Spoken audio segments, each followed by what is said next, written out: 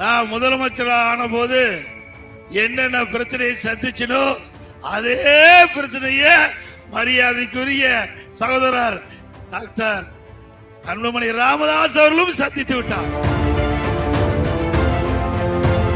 பாட்டாளி மக்கள் கட்சியை சில விசவைகள் இதே முதலமைச்சர் போட்ட திட்டத்தை தவிடுபடி ஆக்கினார்.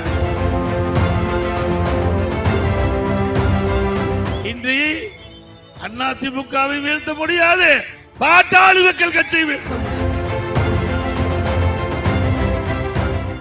நான் முதலமைச்சர் ஆன போது என்னென்ன பிரச்சனையை சந்திச்சனோ அதே பிரச்சனைய மரியாதைக்குரிய சகோதரர் டாக்டர் அன்புமணி ராமதாஸ் அவர்களும் சந்தித்து விட்டார்.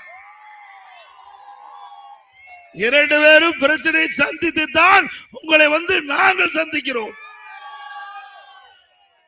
அவ்வளவு பிரச்சனை எங்களுக்கும் திராவிட முன்னேற்ற கழகம் எப்படியாவது அதிமுக உடைக்க வேண்டும், அதிமுக சிதறடிக்க வேண்டும். அதற்காக பல அவதாரம் எடுத்தாங்க.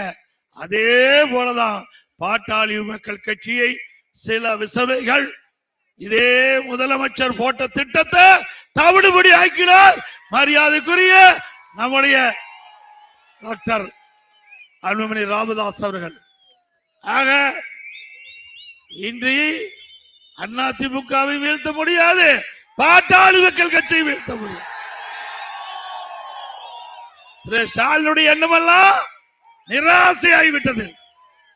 அவர் கண்ட கனவு ஒண்ணு, நடந்தது ஒண்ணு. திரு ஸ்டாலின் அவர்களே, உங்களுடைய ஆட்சியை முடிவு கட்டுகின்ற தேர்தல் வருகின்ற சட்டமன்ற பொது தேர்தல் முடிவு கட்டுவீங்களா? இன்றைய தினம் தமிழகத்திலே எவ்வளவு பிரச்சனை. எனக்கு முன்னாலே மரியாதைக்குரிய பாட்டாளி மக்கள் கட்சியுடைய தலைவர் அவர்கள் குறிப்பிட்டதை போல இன்றைக்கு சிறுமிகளுக்கு பாதுகாப்பு இல்ல, பெண்களுக்கு பாதுகாப்பு இல்ல, பாட்டியம்மாவுக்கு கூட பாதுகாப்பு இல்ல. அப்படிப்பட்ட கேவலமான ஆட்சி இன்றைக்கு தமிழகத்திலே நடைபெற்றுக் கொண்டிருக்கின்றன. இன்றைக்கு போக்சோ வழக்குகள் 18,000 வழக்குகள், பெண்கள் பாலியல் வழக்குகள் 24,000 வழக்குகள். அதிலே நீதிமன்றத்தின் மூலமாக 6,999 சிறுமிகள் பாதிக்கப்பட்டதாக, அதற்காக 84 கோடி நிவாரணம் வழங்கப்பட்டுகின்றது.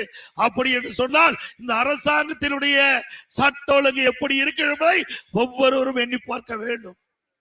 எனக்கு முன்னாலே அவர் குறிப்பிட்டதை போல நம்முடைய செல்வம் குழந்தைகள், நம்முடைய செல்வம். அதற்காகத்தான் நாம் வாழ்ந்து கொண்டிருக்கின்றோம். அப்படிப்பட்ட நம்முடைய செல்வத்தை சீரழிக்கக்கூடிய ஆட்சி தேவையா? இன்றைக்கு இதற்கு காரணம் என்ன? கஞ்சா விற்பனை, போதைப் பொருள் பல வடிவத்தில் தமிழகத்திலே நடமாடிக்கொண்டிருக்கின்றன. பலமுறை சட்டமன்றத்திலே இன்றைய முதலமைச்சருக்கு கவனத்திற்கு கொண்டு வந்தோம், அறிக்கையின் வாயிலாக வெளியிட்டோம், பத்திரிகையின் வாயிலாக வெளியிட்டோம். மரியாதைக்குரிய பாட்டாளி மக்கள் கட்சி தலைவர் அவர்கள் குறிப்பிட்டார், எங்களுடைய கூட்டத்தில் இருக்கின்ற கட்சி தலைவர்கள் குறிப்பிட்டார்கள். தமிழகத்திலே கஞ்சா விற்பனை அமோகமாக நடைபெற்றுக் கொண்டிருக்கிறது. இதனால் தமிழகம் போதைப் பொருள் நிறைந்த மாநிலமாக காட்சியளிக்கின்றது. இதை தடுத்து நிறுத்துங்கள் என்று பல முறை நாங்கள் சட்டமன்றத்திலையும் பேசினோம், அதே போல ஊடகத்திலையும் நாங்கள் கருத்துக்களை தெரிவித்தோம், அறிக்கை வாயிலாக வெளியிட்டோம். இன்றைய முதலமைச்சர் அதை பற்றி கண்டுகொள்ளவே இல்லை.